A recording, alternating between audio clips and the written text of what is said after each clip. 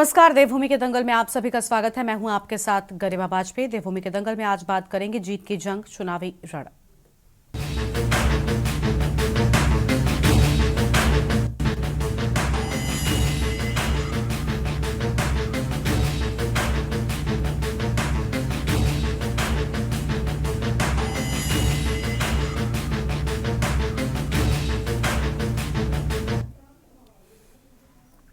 उत्तराखंड नगर निकाय चुनाव के लिए नॉमिनेशन के बाद नामांकन पत्रों की स्क्रूटनी का कार्य भी पूरा हो चुका है। अब 23 जनवरी को स्थानीय सरकारों के गठन के लिए निकाय चुनाव के लिए मतदान कराया जाएगा। साथ ही 25 जनवरी को परिणाम घोषित कर निर्वाचित मेयर, चेयरमैन और सभासदों को शपथ दिलाकर कार्यकाल शुरू कराया जाएगा। राज्य के 5 बड़े नगर निगम देहरादून, हल्द्वानी, हरिद्वार, काशीपुर और श्रीनगर में चुनाव गणित बेहद दिलचस्प देखने को मिल सकता है। राज्य के 100 नगर निकायों में चुनाव मैदान में अब तक 5399 प्रत्याशी अपना अपना भाग्य आजमा रहे हैं।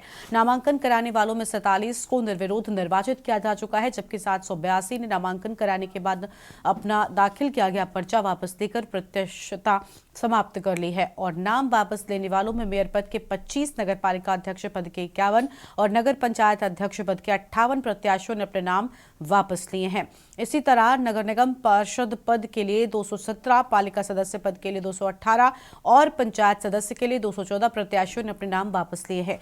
एक नगर पालिका और 2 नगर पंचायतों के अध्यक्ष निर्विरोध निर्वाचित हो चुके हैं। नगर निगमों के 14 पार्षद, नगर पालिका के 20 वार्ड सदस्य और नगर पंचायतों के 10 वार्ड सदस्य भी निर्विरोध निर्वाचित किए जा चुके हैं। अब चुनावी दंगल में आरोप प्रत्यारोप का सिलसिला लगातार जारी है।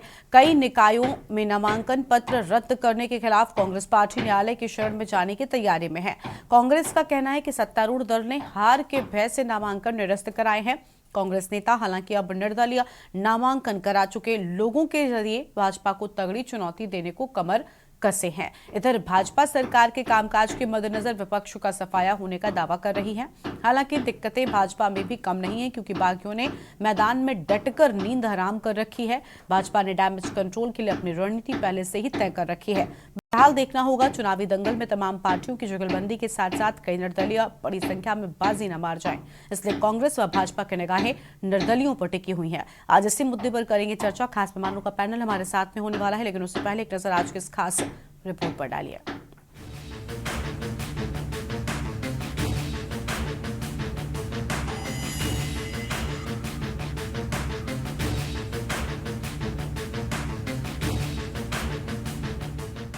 उत्तराखंड चुनाव के इस दंगल में भाजपा का मानना है कि वो पहले से ही अपनी तैयारी करके बैठी है, तो वहीं अब भाजपा के सुर भी फुल कॉन्फिडेंस में नजर आ रहे हैं। भाजपा का मानना है कि हम लोगों की तैयारी पहले से ही दुरुस्त है। तैयारी की जरूरत सिर्फ विपक्षी को है, जो चुनाव से 2 दिन पहले अपनी जीत का दावा करते हैं। झूठे आरोपों को लगाकर जनता को गुमराह कर रहे हैं। वहीं कांग्रेस लगातार भाजपा पर चुनाव में सिस्टम का दुरुपयोग करने का आरोप लगा रही है। कांग्रेस के नेताओं का मानना है कि भाजपा ध्रुवीकरण की राजनीति कर सत्ता और पावर का गलत प्रयोग कर रही है, जिसके खिलाफ अब कांग्रेस हाईकोर्ट का दरवाजा खटखटाने की तैयारी में है। पहली बात मैं बताऊं, मैं क्या कहता हूं आपसे, हम बार बार कहते हैं कि हमारा संगठन 24/7 काम करता है। हम जब 4 दिन चुनाव के बच जाते हैं तब कागज लेके नहीं जाते हैं। जब मतदाता सूचियां बन रही थी, मतदाता सूचियों में एक एक नाम को एक एक बूथ पे जाकर के हमारा कार्यकर्ता चेक कर रहा था। कहाँ थी कांग्रेस उस समय? कहीं देखा आपने सोशल मीडिया में कांग्रेस को काम करते हुए? बीजेपी दिख रही थी ना। तो अब जब उनके प्रत्याशियों की ये स्थिति है कि अब एक लोहाघाट का प्रकरण है उनका, गिरधर सिंह जी वाला, उसमें कांग्रेस के प्रत्याशी का नाम ही नहीं है सूची में। क्या नाम भाजपा ने कटवाया क्या? भारतीय जनता पार्टी निकाय चुनाव में 1 साल से निकाय चुनाव को टाल रही थी, क्योंकि हार की घबराहट उनके अंदर थी। 1 साल से हम लगातार, जब कार्यकाल समाप्त हुआ पूरे राज्य भर के निकायों का, हम मांग कर रहे थे कि चुनाव कराएं। 1 साल तक चुनाव नहीं कराए गए। हम बार बार कह रहे थे कि हार के डर से चुनाव नहीं करवा रहे हैं, और अब ये बात साबित हो गई है।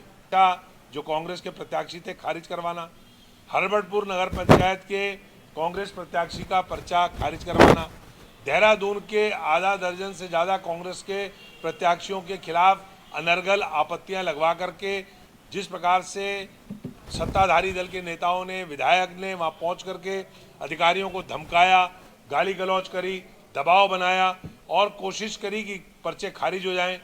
ये बाहुबल की राजनीति उत्तर प्रदेश और बिहार बनाने जा रही है भाजपा उत्तराखंड को। एक तरफ जिनको पार्टी से टिकट नहीं मिला वो बागी निर्दलीय इस चुनावी अखाड़े में उतरे हैं, जिन पर राजनीतिक पार्टियों ने जीत का दांव खेला है। वहीं मैदान में उतरे हैं सभी दलों के प्रत्याशी अपनी अपनी जीत का दावा कर रहे हैं और पूर्व में रहे कामों की आलोचना करते हुए नए विकास के आयाम और जनता की बातों को प्राथमिकता से लेते हुए कार्य करने का वादा कर रहे हैं। भारतीय जनता पार्टी के कार्यकर्ताओं में खासा उत्साह है, जो यहाँ देखने में आपको नजर भी आ रहा है। तमाम मातृशक्ति भारतीय जनता पार्टी के सब वरिष्ठगण, समस्त युवा साथी, समस्त यहाँ पर लोग मौजूद हैं। आज यहाँ पार्टी कार्यक्रम जो कार्यालय है उसका यहाँ पर शिलान्यास हुआ है। निश्चित तौर पे भारतीय जनता पार्टी के कार्यकर्ता समाज के सारे वर्गों में जाएंगे। यहाँ पर अपने भूतपूर्व सैनिक बड़ी संख्या में मौजूद हैं। यहाँ पर अपने युवा साथी है, मातृशक्ति है, वरिष्ठ जन है, तमाम बहुत बड़ी संख्या में यहाँ पे समाज के सारे वर्ग मौजूद हैं और भारतीय जनता पार्टी की जीत निश्चित करने के लिए समस्त कार्यकर्ताओं ने यहाँ पे प्रण लिया है। देखिए, सबसे पहले तो मैं उत्तराखंड के शहीद उनको नमन करता हूँ और पार्टी शीर्ष नेतृत्व का भी मैं धन्यवाद करना चाहता हूँ कि उन्होंने एक आंदोलनकारी और जिन्होंने संघर्ष किया उत्तराखंड निर्माण करने के लिए और उस ऐसे प्रत्याशी को उन्होंने मेयर का टिकट दिया है। मैं पार्टी की तरफ से पार्टी को भी धन्यवाद करना चाहता हूँ। और दूसरा, जो आज की स्थिति में शहर की जो स्थिति, आज जो ट्रैफिक सबसे बड़ी समस्या बनती जा रही है, ट्रैफिक को लेके काम किया जाएगा। दूसरा, पॉलीथीन जो मुक्त देहरादून बनाया जाएगा और दूसरा ये है कि जो स्मार्ट सिटी के नाम पे इन लोगों ने जो खड्डे खोदे हैं उसे भरने का मैं प्रयास करूंगा और 5 साल में लगभग 10 लाख पेड़ जो लगाने का है और उनको जीवित रखने का भी 70% कार्य किया जाएगा। कि देखिए, यहाँ पर राष्ट्रीय पार्टियाँ खासकर 2 हैं जो हम भारतीय जनता पार्टी और कांग्रेस पार्टी को मानते हैं। तो टक्कर का ये नहीं होता। देखो, मैं तो सैनिक हूँ। हम सैनिक को कभी भी अगर हम बात करते हैं कि ये चीज़ें नहीं हुई, जिन मुद्दों के बारे में मैंने बात करी है, अगर जनता को समझ में ये चीज़ आ जाती है और जनता कहती है कि नहीं, 25 सालों से जो है यहाँ पर हमारे देहरादून महानगर का विकास नहीं हुआ, बल्कि यहाँ पर बहुत ज़्यादा समस्याएँ हुई हैं और इसको कंट्रोल नहीं कर पाई है, तो अगर जनता को ये समझ में आ जाता तो मेरे लिए जो उनसे मुकाबला करना बहुत ही आसान है। कुल मिलाकर उत्तराखंड में निकाय चुनाव का बिगुल बज गया है। राज्य में 2027 में होने वाले विधानसभा चुनाव से पहले इसे सेमीफाइनल के तौर पर देखा जा रहा है। वहीं सत्ताधारी दल यानी कि भाजपा हाल ही में हुए केदारनाथ विधानसभा उपचुनाव में मिली जीत से काफी उत्साहित दिख रहे हैं। हालांकि कांग्रेस भी जीत को लेकर काफी आश्वस्त दिख रही है। ऐसे में सवाल ये है कि केदारनाथ में मिली हार के बाद कांग्रेसी कार्यकर्ता निकाय चुनाव के लिए कितने तैयार हैं? क्या वाकई ही कांग्रेस निकायों में रद्द हुए प्रत्याशी के नामांकन के मामले को लेकर कोर्ट जाएगी? साथ ही अब देखना होगा 25 जनवरी को निकाय चुनाव के क्या कुछ परिणाम सामने आते हैं। Uttarakhand desk report.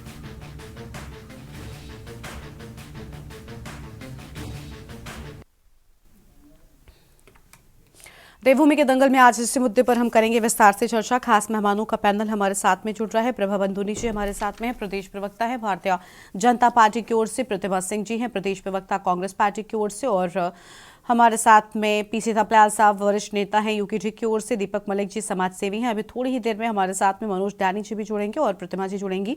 मनोज जी राजनीतिक विश्लेषक हैं, उनके साथ में भी चर्चा करेंगे। फिलहाल आप सभी मेहमानों का बहुत बहुत स्वागत। चर्चा में आगे बढ़ेंगे। सबसे पहले प्रभा जी का रुख करेंगे। प्रभा जी, अब निकाय बिल्कुल नजदीक है, जिसको लेकर बहुत सारे सवाल उठे, आपसे भी पूछे गए। खासतौर पर सत्ता में बैठी बीजेपी ही जवाबदेह थी और कांग्रेस पार्टी लगातार इस मुद्दे को उठा रही थी। लेकिन अब बात तैयारियों की हो रही है, क्योंकि अधिकांश जगहों पर जो मुकाबला है वो बहुत दिलचस्प होता जा रहा है। एक तो इतनी देरी से चुनाव हुए और उसके बाद अब बीजेपी की कितनी तैयारी है, अपनी जीत को लेकर कितना आश्वस्त बीजेपी नजर आ रही है निकाय चुनावों में?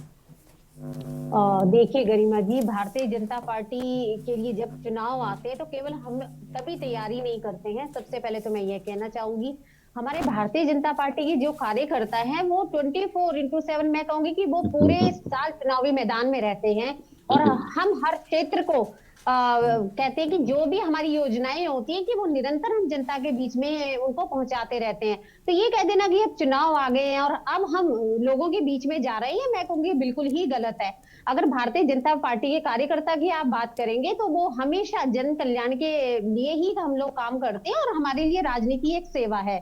तो अब ये अगर चुनाव आ गए हैं तो हमारे को, हम पहले भी यही कहते आ रहे थे कि चुनाव तो होने चाहिए और ये तो एक प्रक्रिया है, नगर निकाय के चुनाव होने जा रहे हैं, तो इसमें निस्संदेह भारतीय जनता पार्टी अपने कार्यकर्ताओं के साथ चुनावी मैदान में। और आज जिस प्रकार से हम विपक्ष की स्थिति देख रहे हैं, चुनाव सर पर है, लेकिन आज भी उनके खेमे में देख लीजिए, हम पूरे बार यही बात करते रहते हैं कि वहां भी अंतरकलह गुटबाजी नहीं थम रही है। फिर वो कह रहे हैं कि हम चुनावी मैदान में है।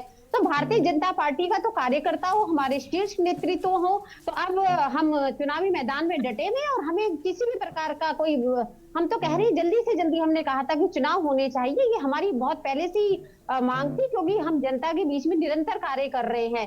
तो ये तो विपक्ष को सोचना पड़ेगा कि अब उनका क्या होगा। जिस प्रकार से आप घटनाक्रम देख रहे होंगे कि आज चुनाव सिर पर खड़े हैं, लेकिन उनकी अपनी अंतरकलह और गुटबाजी ही कम नहीं हो रही है। ठीक है, हमारे साथ में कांग्रेस पार्टी के प्रवक्ता फिलहाल नहीं है, उनसे हम जवाब जरूर लेंगे कि आखिर क्यों कांग्रेस पार्टी के अंतर्कलह जो है वो उसका सामना कर रहे हैं और कैसे निपटेंगे। इन बात के चुनावों में भी देखना बहुत अहम होगा। फिलहाल थपलियाल साहब का रुख कर लेते हैं। थपलियाल साहब, 23 जनवरी को निकाय मतदान की तैयारी है और अब आखिरकार जो इंतजार था वो पूरी तरीके से खत्म हो चुका है, लेकिन इस बार निकायों में जब आम जनता अपने आसपास की समस्याओं को ध्यान में रखकर वोट करती है, अपने आसपास की सड़कों के बारे में देखती है, पानी की व्यवस्था कैसी है, बिजली की व्यवस्था कैसी है, इन चीजों को वो ध्यान में रखती है, क्योंकि ये कोई राष्ट्रीय चुनाव नहीं होता, राष्ट्रीय मुद्दा नहीं होता, तब लग रहा है कि क्या बीजेपी मजबूत नजर आएगी। क्योंकि निकायों को लेकर हमेशा से बीजेपी के साथ ये रहा कि बीजेपी डर रही है निकाय से, क्योंकि उसने स्थानीय स्तर पर उतना काम नहीं किया, शायद सड़कें उतनी बेहतर नहीं हो पाई। लेकिन अभी फिलहाल क्या लग रहा है कि क्या बीजेपी की स्थिति ठीक नजर आ रही है आपको?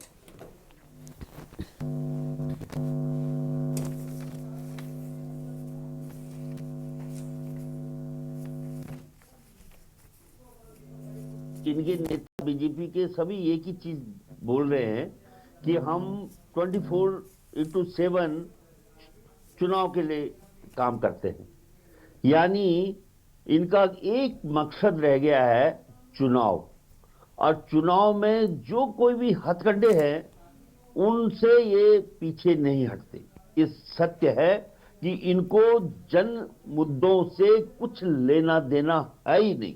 इन्होंने रणनीति क्या अपनाती है कि पूरे पहले एक सपोज करो गामा जी को रखा, गामा जी ने दोनों हाथों से पूरा यहां पे लूट मचाई। हम सब जानते रहे, चिल्लाते रहे कि कितना भ्रष्टाचार देहरादून के निगम में हुआ, सारी उत्तराखंड की जनता ने देखा। और हम वो चुनाव होते ही चेहरा बदलकर ये जनता को भुलवाना चाहते हैं कि जैसे इन्होंने कुछ किया ही नहीं। इन्होंने 11 के 11 निगमों में सारे नए चेहरे डाल दिए। ऐसे ही मुख्यमंत्री के लिए भी करते हैं। जब इन्होंने देखा कि एक मुख्यमंत्री का बदनाम हो गया तो दूसरा चेहरा बदल देते हैं। तो चेहरा बदलना इनकी वही 24/7 वाली रणनीति का हिस्सा है। आज देहरादून जैसे निगम में एक अनुभवहीन उम्मीदवार देना इस राज्य के लिए एक दुर्भाग्य है।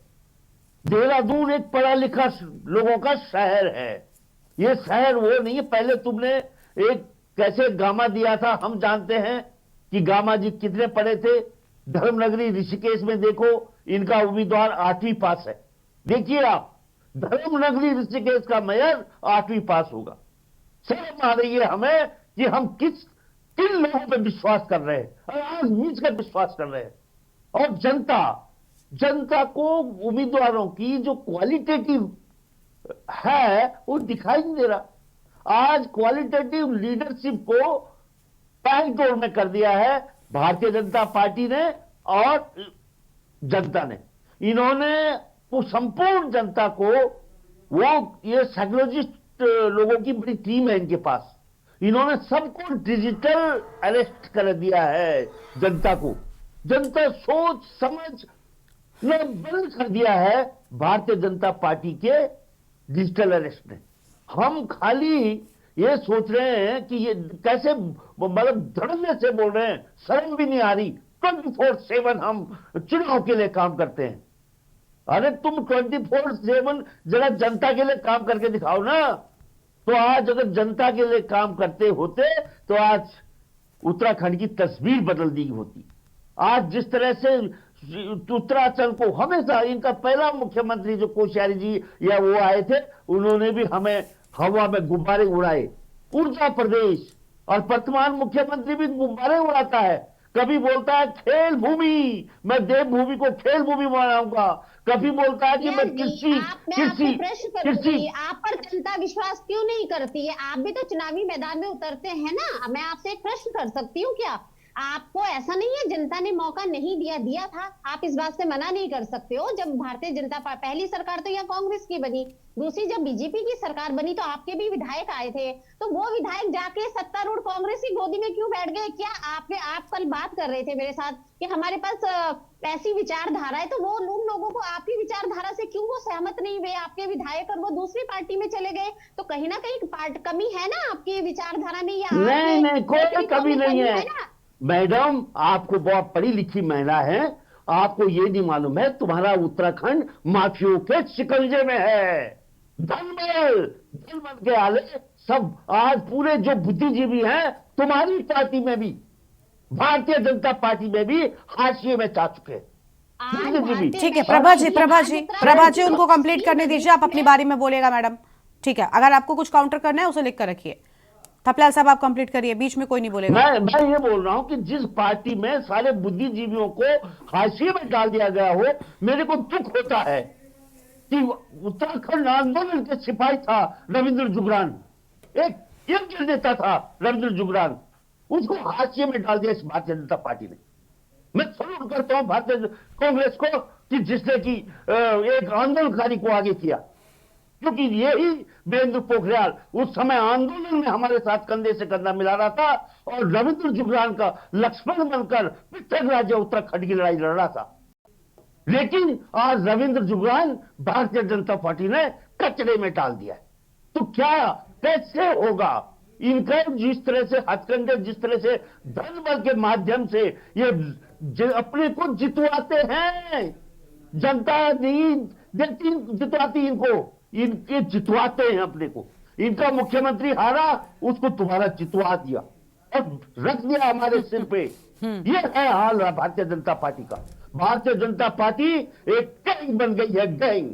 इसलिए इस गैंग के साथ जो मुद्दे हैं, मुद्दों की लड़ाई नहीं लड़ी जा सकती। ये महिला है भारतीय जनता पार्टी की प्रवक्ता, इनको पूछो कि अंकिता इनके सीने में है कि नहीं है, अंकिता को न्याय मिलना चाहिए कि नहीं मिलना चाहिए, कुछ नहीं मालूम। मिलना चाहिए, क्यों नहीं मिला? किसने बोला कि नहीं?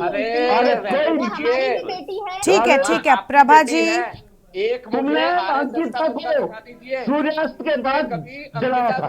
प्रभा जी आपको अगर जवाब देना है, कुछ कहना है, तो आप उसको लिख कर रखिए, आप अपनी बारी में जवाब दीजिए। ऐसे अगर आप सबके बीच में बोलेंगी तो फिर कैसे चलेगा?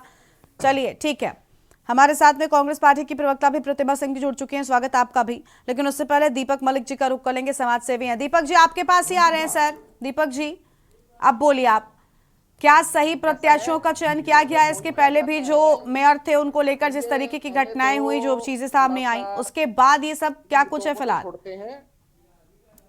देखिएगा, सबसे बड़ी बात है कि महानगर को जो मेयर प्रत्याशी मिल रहे हैं युवा, अब कोई भी उनमें से सिलेक्ट होता है, पोखरियाल जी हो सिलेक्ट या थपलियाल जी, दोनों युवा चेहरे हैं।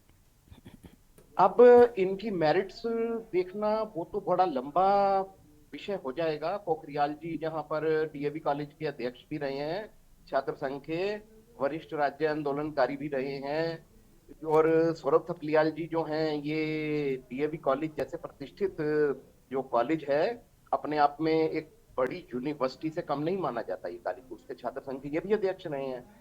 और दोनों पार्टियां इस समय जी जान से चुनाव में जुटी हुई है, लेकिन जो अंतर कलह है ना, ये दोनों तरफ बहुत भारी आ रही है। अंतर्कलह है। जो प्रत्याशी मैं देख रहा हूं, कहने को तो कहते हैं हम बड़े भारी देशभक्त राष्ट्रवादी पार्टी के हैं, 4-4 बार सभासद बन जाते हैं, 5वीं बार फिर आ जाते हैं, अरे मुझे टिकट नहीं दिया। अरे कोई कोई तो मीडिया में आकर के आंसू तक बहा रहा है। अरे इतने जनहितैषी थे भाई, जब बोर्ड था इसमें इतने घोटाले हुए, शर्म से डूब करके मर जाना चाहिए। आपने मुंह से एक चूं तक नहीं निकाली जनता का। आपको इतना ही जनता की सेवा का जज्बा था, चूं निकली किसी के मुंह से? अरे सत्तारूढ़ दल है भाई, तुम्हारे घोटाले हैं, इंसान भी तो हो, और अपने को देशभक्त बोलते हो, देशभक्तों की जो निर्माता संस्था से जुड़ा हुआ बोलते हो, और फिर आपके मुंह से चूं भी नहीं निकलती। क्या हो रहा है? अब दोनों प्रत्याशी हैं, दोनों को एक प्रण लेना चाहिए। क्या जो पिछले बोर्ड में और उससे पिछले बोर्ड में घोटाले हुए, मैं नाम लूंगा तो लंबे हो जाएंगे, चमोली जी के टाइम का जो मुझे घोटाले, तो वहां भी कई हुए। मेन घोटाला खड़े हुए जो निष्प्रयोज्य ट्रक थे, उनके नाम के टायर मंगाए गए और खपा दिए। कोविड के जैसे दौर में हाइपोक्लोराइड जो ये सैनिटाइजेशन में यूज होता है, वो मार्केट से 5-5 गुना 6-6 गुना दरों पर खरीदा गया नगर निगम देहरादून में। स्वच्छता समितियों के आपके घोटाले हैं। अरे भाई कुछ तो, और स्मार्ट सिटी पूछिए मत, अंधी भाई कुत्ते खाए वाले हाल। उसमें क्या यूज हो रहा है? सड़कों को खोद डाला, कहीं कुछ कर डाला, शहर को रंगाई पोताई कर दी। अरे जनता के टैक्स का पैसा है, इसकी बंदर बांट कैसे? अभी तक कोई एक एफआईआर दर्ज की गई है नगर निगम के पुराने बोर्ड में हुए घोटालों में? पुराने मेयर हैं, उनका नाम भी कई जगह जुड़ रहा है। वो तो कह रहा, हम उम्मीद ही नहीं करते कि ईडी, सीबीआई, इनकम टैक्स, कोई उन जैसे और भी लोग बहुत सारे हैं, इनकी तरफ कोई देखेगा। अब बोला जाएगा हमें न्यायिक प्रक्रिया है। अरे एफआईआर दर्ज हुई है, न्यायिक प्रक्रिया का तो आप तब रोना रोएंगे, पहले एफआईआर दर्ज कराइए। ये मुद्दा कोई तो उठाए, नगर निगम में जो भयावह भ्रष्टाचार किया गया।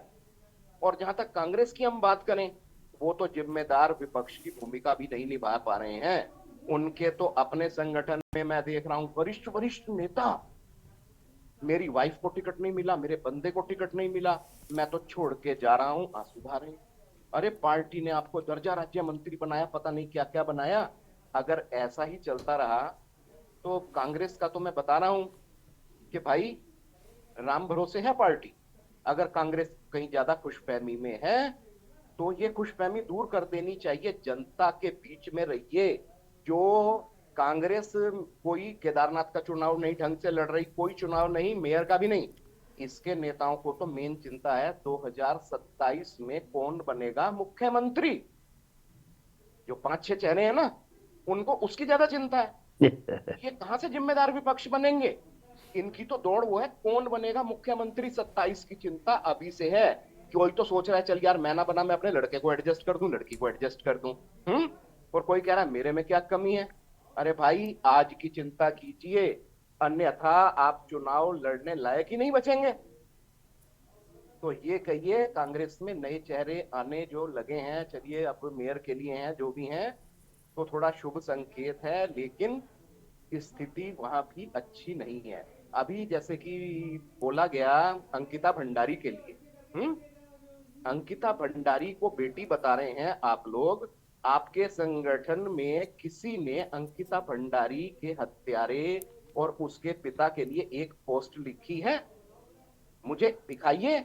मैं मानता हूं इतना भय का माहौल, अरे मैंने उसके फादर के लिए कुछ लिख दिया, कहीं मेरी पोस्ट ना चली जाए, सुबह मुझे हाईकमान इश्यू ना कर दे कोई दिखाइए। संघ हो, बीजेपी हो, विश्व हिंदू परिषद हो, एबीवीपी हो, सबके मुंह पर ताले।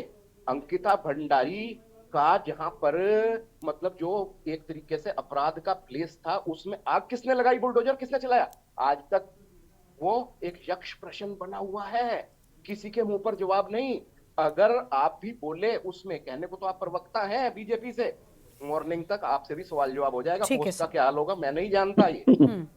ये क्लियर बोल रहा हूं। अगर आपने कुछ किया अंकिता भंडारी के लिए, तो मुझे बताइए, और वो वीआईपी कौन था अंकिता भंडारी के? ठीक है देखिए, वो एक कर रहे हैं। अंकिता मामले के लेकर अकेले बातों के, लेकिन फिलहाल आपने जो निकाय की बात कही कि दोनों ही पार्टियों में उतनी ही समस्याएं हैं अंदर कलह की जितना उसमें नजर आ रहा है, तो ये देखना बहुत अहम होगा। इस पर चर्चा आगे बढ़ाएंगे। फिलहाल एक छोटे से ब्रेक के लिए आप रुकते हैं, चल लौटेंगे। आप देख रहे हैं के न्यूज, खबरों का सारथी।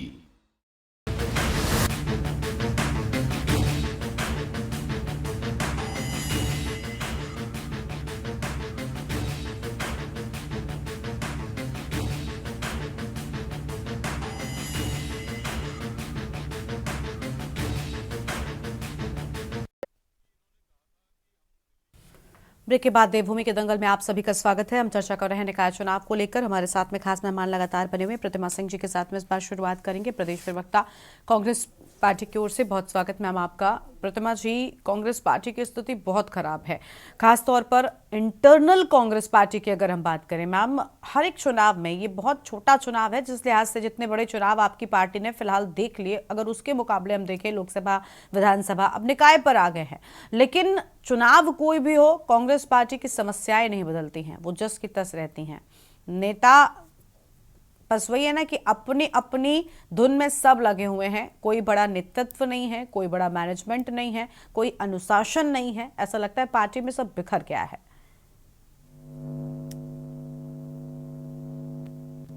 देखिए, बिल्कुल भी नहीं ऐसी बात है। मैं आपकी बात का बिल्कुल जवाब दूंगी। पहले मैं डिबेट बहुत देर से सुन रही हूँ। भारतीय जनता पार्टी की प्रवक्ता कह रही थी कि जल्दी से जल्दी हम चाहते थे कि जल्दी से जल्दी चुनाव हो जाए।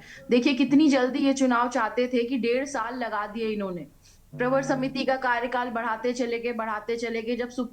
जब हाई कोर्ट ने लताड़ लगाई, और एक नहीं 2 बार लगाई, उसके बावजूद भी इन्होंने हाई कोर्ट की अवमानना करने का कार्य किया। उन्होंने कहा था अक्टूबर तक आप अपना चुनाव जो है संपन्न कराने का कार्य करें, तो इन्होंने इतनी जल्दी की कि हाई कोर्ट तक को इंटरवीन करना पड़ा और इनको लताड़ लगानी पड़ी। तो अगर इनके पास, क्योंकि ये डिले का रीजन यही था कि इनके पास, क्योंकि जो रिपोर्ट कार्ड था उससे जनता संतुष्ट नहीं थी। बहुत सारी लंबी चौड़ी एक लिस्ट है। अगर वो निगम और निकायों के घोटालों की बात की जाए, या किस तरीके से देहरादून निगम को एक घोटाले का अड्डा पिछले 15 सालों में बना के भारतीय जनता पार्टी ने रखने का कार्य किया है। अब आपकी बात पे आते हैं, फिर अन्य लोगों की बात पे आएंगे। देखिए बिल्कुल भी नहीं, मैं ये नहीं कह रही हूं कि जो है कांग्रेस पार्टी में, देखिए अगर इस तरीके की बातें आती हैं, उसका महत्वपूर्ण बात ये है कि हमारी पार्टी में हमने हमेशा ये बात आगे रखी है कि अभिव्यक्ति की आजादी नाम की एक चीज है जो संविधान में है, और संविधान को कांग्रेस पार्टी हमेशा सम्मान देती है। तो हमारे यहाँ जिसे अगर अपनी बात रखनी होती है वो बात रख देता है। ये नहीं है कि उसका अगर आपने अपनी बात रखी तो आपके साथ कुछ ये हो जाएगा वो हो जाएगा। रही बात, देखिए कौन सी ऐसा राजनीतिक दल है जिसने चुनाव नहीं हारे। आप जनसंघ की बात कर लीजिए, 2 से आज कहां पे आ गए। तो ये बात देखिए, अगर एक चुनाव आप हार गए इसका मतलब ये नहीं कि आपकी पार्टी बिखर गई है, इधर हो गई है उधर हो गई है। केदारनाथ सबको याद है, लेकिन केदारनाथ से पहले बद्रीनाथ और मंगलौर आप भूल गए। वो भी बाई इलेक्शन था, और वो बाई इलेक्शन कांग्रेस पार्टी ने एकजुटता के साथ लड़ा और उसको जीतने का कार्य किया। देखिए कोई मिसमैनेजमेंट नहीं है, कुछ इधर उधर नहीं हुआ है, संगठन में कुछ भी इधर उधर नहीं है, सब अपनी जगह पे है। पार्टी का हर कार्यकर्ता, हर वरिष्ठ नेता एक मंच पे खड़ा है, और उसके बाद हर चुनाव जो है बहुत ही ज्यादा ईमानदारी के साथ और एकजुट होकर के कांग्रेस का कार्यकर्ता संघर्ष में कांग्रेस के साथ रहा है और आगे भी रहेगा। तो हम हर चुनाव बड़े अच्छे से लड़ते हैं, चाहे वो लोकसभा का हो, चाहे वो विधानसभा का हो, चाहे निकायों का है, क्योंकि हर चुनाव हमारे लिए महत्वपूर्ण है। मैं सुन रही थी, किसी ने कहा कि हमें निकाय नहीं दिख रहा, हमें 2027 दिख रहा है। बिल्कुल, क्यों नहीं दिखेगा, दिखना भी चाहिए। और हम एक मजबूत विपक्ष की भूमिका निभा रहे हैं। शायद आपने नहीं देखा, जिस अंकिता भंडारी बहन की बात आप कर रहे हैं, 19 साल की बच्ची जो अपने घर से आंखों में कई सपने लेके निकली थी कि उसे उन सपनों को पूरा करना है, अपने माँ बाप को एक अच्छी जिंदगी देनी है और अपने आप के लिए एक अच्छी जिंदगी चुनने का कार्य जो कि उसका अधिकार है, उसने चुना था। लेकिन क्या होता है, उसके साथ उसकी निर्मम हत्या हो जाती है, क्योंकि उसने किसी सो कॉल्ड वीआईपी को अपनी स्पेशल सर्विसेज देने से मना कर। ये चार्जशीट में बात कही गई है, और अभी तक उस वीआईपी का वीवीआईपी जो है उनका नाम उजागर नहीं हुआ। अभी तक उस व्यक्ति पे कार्रवाई नहीं की गई जिसने रातों रात फोन करके उस रिजॉर्ट को तुड़वाने का कार्य किया, खास तौर से वो कमरा जहां अंकिता भंडारी रहती थी। उस बात को किसने उठाया? किस कौन से विपक्ष ने इस बात को जोरदार उठाया? और यहाँ तो आप समझिए, इस बात को उठाते उठाते हमारी जो प्रदेश की महिला अध्यक्ष की मैं बात करूंगी, उन्होंने एक व्यक्ति के लिए, एक महिला के लिए अपने बालों से महत्वपूर्ण और क्या होता है, उन्होंने अपने बालों तक की आहुति देने का कार्य किया। तो ये विपक्ष अगर इसके बावजूद भी आप कह देंगे कि विपक्ष मजबूती से मुद्दे नहीं उठाता, तो मुझे लगता है फिर और क्या करे? हर दिन क्या विपक्ष सड़कों पे बैठा रहेगा, लोगों को परेशान करेगा? एक जरा से आंदोलन से लोग परेशान होते हैं, सड़कों पे जाम लग जाता है, बच्चे स्कूल के लिए लेट हो जाते हैं, वापस आने में लेट हो जाते हैं, माँ बाप 10 बातें जो है उसी पॉलिटिकल पार्टी को सुनाते हैं जो उनके लिए बात रख रहा था। तो हर कोई भी राजनीतिक दल कभी भी सड़कों पर हर दिन नहीं नजर आता। दूसरी बात, घोटालों की बात हो, गणेश जोशी जी का मुद्दा हो, सब कुछ हो, कांग्रेस पार्टी ने हर मुद्दा बहुत ही जोरदार तरीके से जो है उठाने का कार्य किया। अभी आप शायद भूल गए कि प्रीतम सिंह जी ने किस तरीके से धन सिंह रावत जी के घर के सामने धरना दिया था, और सिर्फ 1 घंटे की नोटिस का धरना था। उसके बाद पुलिस प्रशासन के हाथ पैर फूल गए थे सिर्फ वहां से उन्हें उठाने में और कार्यकर्ताओं को संभालने में। क्यों भाई? अपने लिए तो नहीं गए थे ना, जनहित के मुद्दे उठाना चाहते थे और मंत्री जी फोन नहीं सुन रहे थे, मंत्री जी बात नहीं सुन रहे थे, इसलिए बैठे वो, कि अपने लिए बैठे। तो ये कह देना कि विपक्ष बिखर गया है, कांग्रेस पार्टी बिखर गई है, हमारे नेता बिखर गए, देखिए बोलने में कुछ नहीं जाता। उस पार्टी के कार्यकर्ताओं को एकजुट करने का कार्य सिर्फ वरिष्ठ नेता करते हैं और जो करते चले आ रहे हैं। कल भी हमारी मेयर जो कैंडिडेट, और एक मेयर कैंडिडेट की भी बात देखिए, वीरेंद्र पोखरियाल जो है से अच्छा मेयर कैंडिडेट आप बता दीजिए देहरादून के लिए कौन होगा? जिस प्रतिष्ठित डीएवी कॉलेज के वो पूर्व छात्र संघ अध्यक्ष रहे, उस डीएवी पीजी कॉलेज में पढ़ाती हूँ, और मुझे बड़ी खुशी हुई जब उसकी बात इन्होंने इतने सम्मान से कही किसी ने, कि बड़ा अच्छा लगता है मन को जब ऐसी कॉलेजेस की कोई तारीफ करता है। तो वो उसके पूर्व छात्र संघ अध्यक्ष रहे, आंदोलनकारी रहे, और एक भी मुझे लगता है किसी ने आज तक उनके ऊपर एक उंगली नहीं उठाई होगी। ऐसा जो है कैंडिडेट हम आपके सामने ला रहे हैं, पढ़ा लिखा युवा आंदोलनकारी, और क्या चाहिए आपको? कांग्रेस पार्टी में सब कुछ ठीक है, हाँ देखिए जहां 10 बर्तन होते हैं खटकते जरूर हैं, इसका मतलब ये नहीं कि सब बिखर गया है। कैसे बस बिखर प्रतिमा जाता जी, है यही वाली बात पे आना था सबसे पहले, और मेरा पूरा सवाल जो था वो यही था कि 10 बर्तन कब तक खटकेंगे मैडम? और अब 10 बर्तन खटक खटक कर मुझे लगता है सिर्फ 2 बचे हैं, फूट गए आपके बर्तन, ये वाली बात है ना। और हम कांग्रेस पार्टी के लिए ये कह भी नहीं रहे थे कि आप खुलकर मुद्दे नहीं उठाते, आप खुलकर सामने नहीं आते। बिल्कुल धरने होते हैं, बिल्कुल सारी चीजें होती हैं, कांग्रेस मुख्य विपक्षी दल है, ये सब हमने कहा। लेकिन कांग्रेस पार्टी की समस्या मुझे लगता है ये हो गई है, उत्तराखंड की जब भी डिबेट होती है या कोई भी प्रवक्ता बैठा है, बात सिर्फ आप तक सीमित नहीं है, जब सवाल उससे कांग्रेस पार्टी के अपने इंटरनल मजबूती को लेकर के आता है ना, कभी सवाल सुनते ही नहीं ना, उस सवाल का जवाब तो देना दूर की बात हो जाती है। वो सिर्फ ये कहते हैं कि कांग्रेस पार्टी है, अलाइव है, कांग्रेस पार्टी है, ये हम भी मान रहे हैं। लेकिन उत्तराखंड में कांग्रेस पार्टी की स्थिति मैडम क्या है? आपके अपने नेताओं के बीच झगड़े हो जाते हैं, आपकी अपनी पार्टी के कार्यकर्ताओं ने आपकी पार्टी के बड़े नेताओं पर पैसे लेने का आरोप लगाया, ये क्या छोटी बात नहीं है? ये बात कांग्रेस के इंटरनल मजबूती की हो रही है, आपकी प्रेजेंस की नहीं। सबकी डिबेट सुन रही थी, आप मुझे ये मेरा भी सवाल है। मैं आ रही हूँ। हाँ, मैंने पहले आपसे यही सवाल किया था, आपने उसका जवाब नहीं दिया, आखिर में आप वहां पर पहुंची, इसलिए मुझे आपको टोकना पड़ा। जवाब दे रही थी, मैं उन प्रवक्ताओं में नहीं हूँ। पहले तो मैं आपको बताऊं मिस वाजपेयी कि मैं उन प्रवक्ताओं में नहीं हूँ जो बातों को नहीं रखती। मैं हर बात को बहुत ईमानदारी से रखती हूँ अपनी पार्टी की, चाहे वो अच्छी हो या बुरी। बिल्कुल आपने सही कहा कि देखिए, आपने कहा 10 बर्तन कब तक खटकेंगे, बिल्कुल सही बात है। और मुझे लगता है कि अभिव्यक्ति की आजादी का जब गलत इस्तेमाल होने लगता है तो कार्यवाही भी जरूरी होती है। और देखिए, कल जब हमारी मीटिंग हुई तो उसमें यह तय हुआ कि जो भी कार्यकर्ता जिन्होंने अपने जो कांग्रेस पार्टी ने जिन्हें सिंबल दिया है उनके अगेंस्ट चुनाव लड़ेंगे, उन्हें पार्टी से निष्कासित कर दिया जाएगा। सबसे पहली बात सुन लीजिए। और दूसरी बात, आरोप, देखिए आरोप कई लगते रहे, आरोप तो 2G और 4G में भी लगा, सुप्रीम कोर्ट ने बाइज्जत बरी करने का कार्य किया। ये एक्सक्यूज नहीं चलता, यही कॉमन चीज है जो कांग्रेस पार्टी के प्रवक्ताओं में होती है।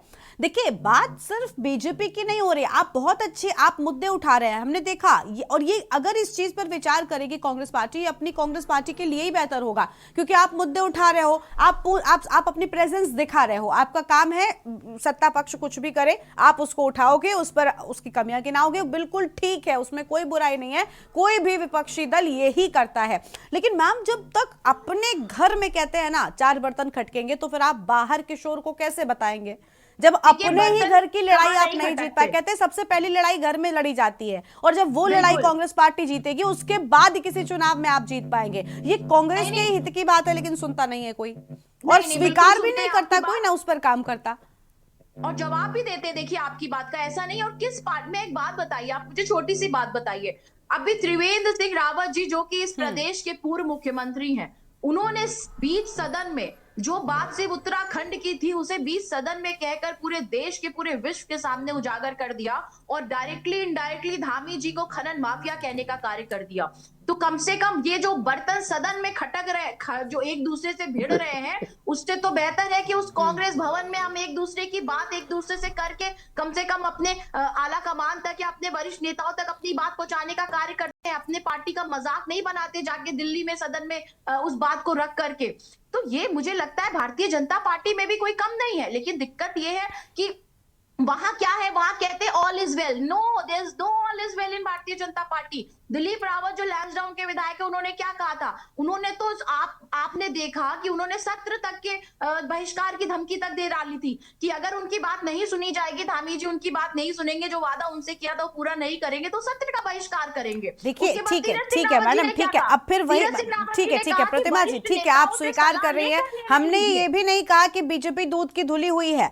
बात ये है कि बीजेपी, आप कह रही है कि किस पार्टी में इंटरनल मैटर्स नहीं होते, बिल्कुल ठीक कह रही है कि किस पार्टी में इंटरनल मैटर्स नहीं होते, लेकिन इन सारे इंटरनल मैटर्स को हैंडल करते हुए बीजेपी सभी चुनावों में जीत हासिल कर लेती है और आप बैठी की बैठी रह जाती हैं। समस्या यहां पर आती है। हम चाहते हैं कि बहुत मजबूत विपक्ष हो और मजबूत नेता हो। आप बताइए, अभी अगर कांग्रेस पार्टी से सीधे तौर पर यह सवाल कर दिया जाए कि उत्तराखंड में आपका मुख्यमंत्री चेहरा कौन है, 10 नाम गिनाएंगे आप? आपके पास एक बड़ा नाम नहीं है या कुछ नाम नहीं है, तो वो चीजें बहुत दिक्कत करती हैं। और रही बात, आपने जो अभी एग्जाम्पल दिया, उस एग्जाम्पल में भी ध्यान दीजिए, थोड़ा पीछे जाइएगा मैडम। बीजेपी ने कितना सख्त एक्शन लिया था, पार्टी से निष्कासित कर दिया था। हरक सिंह वाले मैटर में याद कर लीजिए, वो भी वही हुआ था, पार्टी से कितने सालों के लिए निष्कासित किया गया था।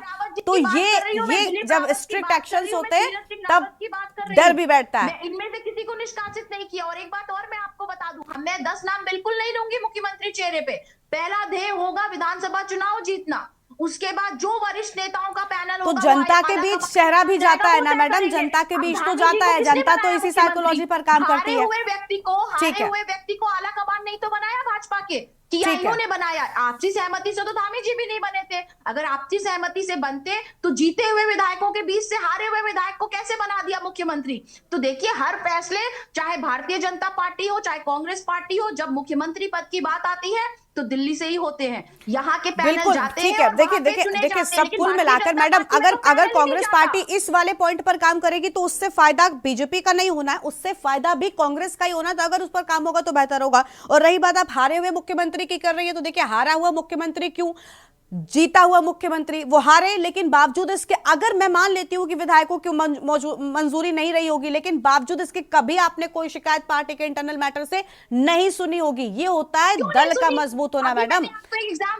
वो लूप होल्स कुछ भी करे, वो लूप होल्स कुछ भी करे, वो आपके ऊपर है, आपकी राजनीतिक कौशलता है कि आप अपने पार्टी में किसे मुख्यमंत्री बनाना चाहते, किस तरीके से आप उसे मुख्यमंत्री बनाते। दोबारा उपचुनाव में क्या पुष्कर सिंह धामी जीते नहीं थे, उसके बाद भी बने मुख्यमंत्री, कोई सवाल नहीं, कोई उस पर कोई कटाक्ष नहीं। आपके पार्टी में नेता जीत भी जाएगा तब भी 10 आप ही की पार्टी के नेता खड़े हो जाएंगे कि ऐसा कैसे। और वो हुआ, करण महारा, हरीश रावत, ये सब क्या कितना खुलकर 2 गुटों में राजनीति हो रही थी, उसका नुकसान किसी और ने नहीं उठाया, आपके अपने दल ने उठाया। हम चाहते हैं बहुत मजबूत कांग्रेस हो ताकि बीजेपी को टक्कर दे सके।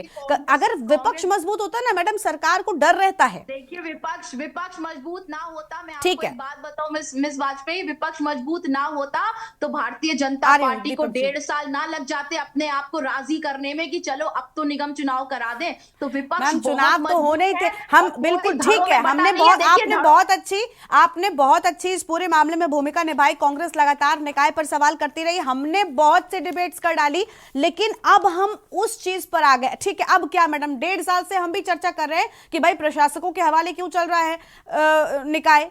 अब तो चुनाव होने चाहिए, हम भी चर्चा कर रहे हैं, आप ही की तरह अलग अलग प्रवक्ता बैठते, चर्चा होती रहती है, लेकिन अब इसके बाद क्या? अब चुनाव हो गए, आखिरकार वो चर्चा का मुद्दा खत्म हो गया, नया मुद्दा आ गया कि अब चुनाव की तारीखें आ गई, अब चुनाव होगा। लेकिन अब इस सब चुनाव के बाद में कांग्रेस कैसा परफॉर्म करेगी, कांग्रेस की नजर सिर्फ उस पर होनी चाहिए। चुनाव 1.5 साल बाद हो, 2 साल बाद हो या 10 साल बाद हो, मेन होती है परफॉर्मेंस एक राजनीतिक दल के लिए, उसको बेहतर करिए।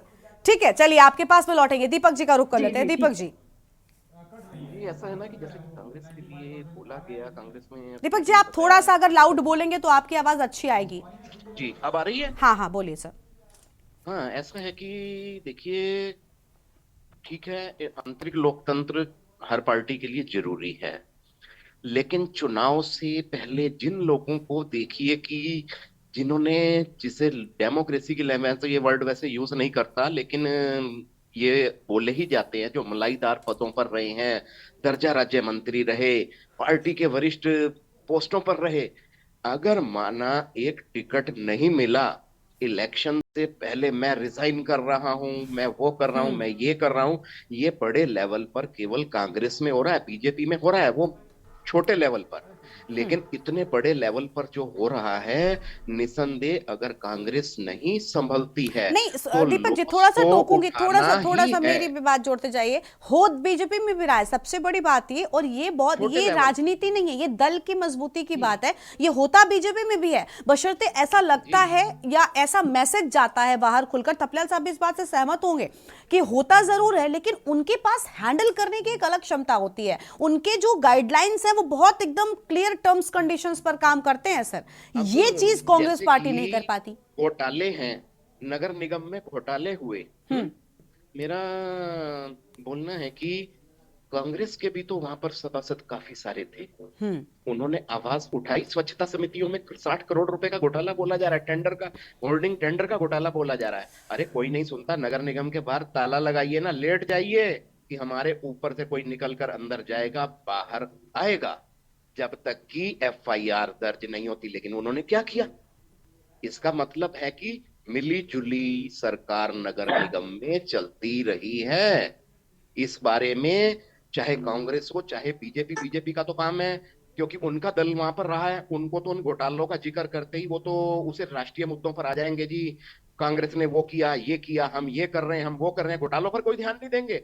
वो तो एक बहती गंगा बन चुकी है घोटाले करना, और उसमें उस पर बोलेंगे, पार्टी प्रवक्ताओं के ऊपर हाईकमान ऊपर से कस देगा, यार तुमने कैसे बोल दिया।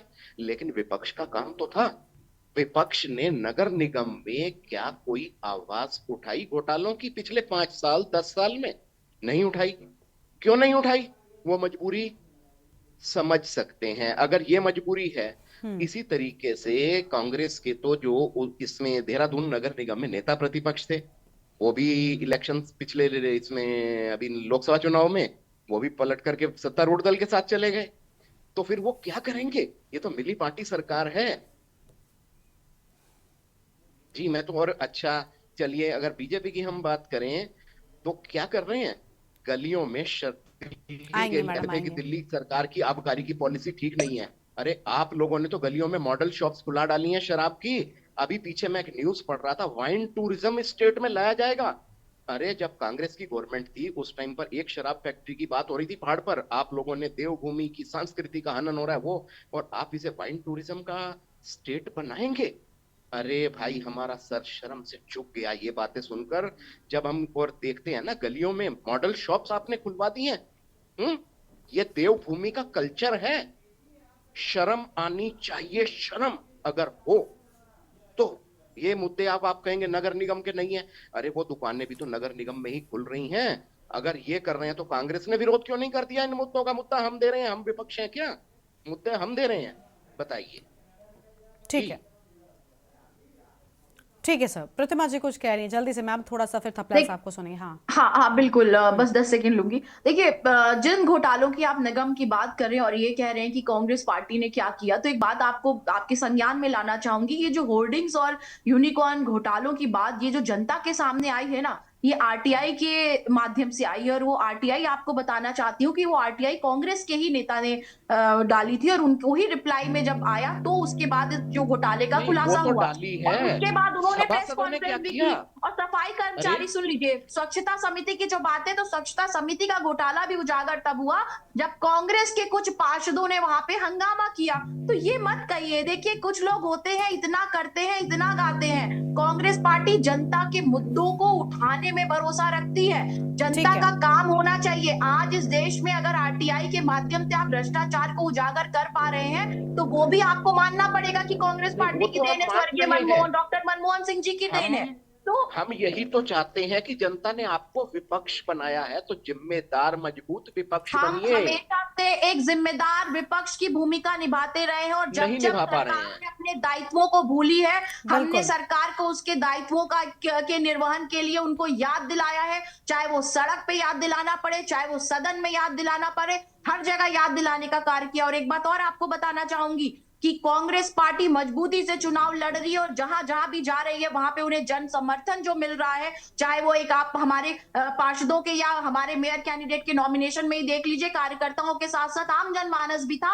आप आने वाले 25 तारीख को जब हम यहाँ बैठेंगे तो आप देखिएगा बहुत अच्छे नंबर्स में कांग्रेस पार्टी के पार्षद भी आएंगे, और कांग्रेस पार्टी का मेयर प्रत्याशी भी विजयी होके आएगा। ठीक है मैम, आप थपलियाल साहब को सुन लेते हैं। मजबूती से रहिए। थपलियाल साहब, देखिए जो भारतीय जनता पार्टी और कांग्रेस है, ये एक सिक्के के दो पहलू बने हैं इस राज्य के लिए, क्योंकि दोनों ने बारी बारी से इस राज्य में सत्ता की है, शासन किया है, और दोनों में कोई ये नहीं बता सकता इनका प्रवक्ता कि कौन सा एक मुख्यमंत्री रहा होगा जो इस राज्य को दशा दे। आपने भी दोनों पार्टी के साथ हिस्सेदारी की है सरकार में, आपने क्यों नहीं उठाए जनहित के मुद्दे? मैडम मैं आपके बीच में नहीं बोला, उनको सुन लीजिए मैडम, मैं आपके बीच में नहीं बोला, प्रतिमा जी, मैं आपके बीच में नहीं बोला। प्रतिमा जी शांत हो जाइए। ठीक है सर, आप बोलिए आप। मेरे को बहुत गुस्सा आता है जो बीच में बोलता है। ठीक है थपलियाल, क्योंकि ये जो लोग हैं, दोनों लोग धर्म के आधार पर चुनाव लड़ते हैं। इनके हेलीकॉप्टरों में नेता दिल्ली से आते हैं, हम पैदल लड़ते हैं इनके साथ, तब हमें दुख होता है। हम राज्य की लड़ाई गुंडों के बल पे लड़ते हैं। आज आप इस राज्य की राजनीति अगर देखें भारतीय जनता पार्टी और कांग्रेस की प्रवक्ता, तो ये पाएंगी कि आज छोटा सा 26 साल का बेटा बॉबी पवार की ओर जनता देख रही है। जब उसने टीवी संजय क्षेत्र से चुनाव लड़ा तो पहाड़ ने इनके नेता को तीसरे नंबर पे धकेल दिया कांग्रेस को, और जहां ये प्रीतम सिंह का गढ़ मानते हैं, उस चक्रोता में 21,000 वोट से लीड किया उस कांग्रेस से ये हमारा 26 साल का बेटा। आज 26 साल के बेटे ने इस राज्य के सत्तासीन लोगों के मुंह से मुकुट्टा उतार दिया जब ये नौकरियां बेच रहे थे। ये कांग्रेस चुप रही, इनको पता नहीं है कि किस तरह से इस राज्य में नौकरियों की लड़ाई और बेरोजगारों की लड़ाई किसने लड़ी। क्या कांग्रेस लड़ती दिखती है कहीं? आज वो लड़का जेल में जाना पड़ा उसको।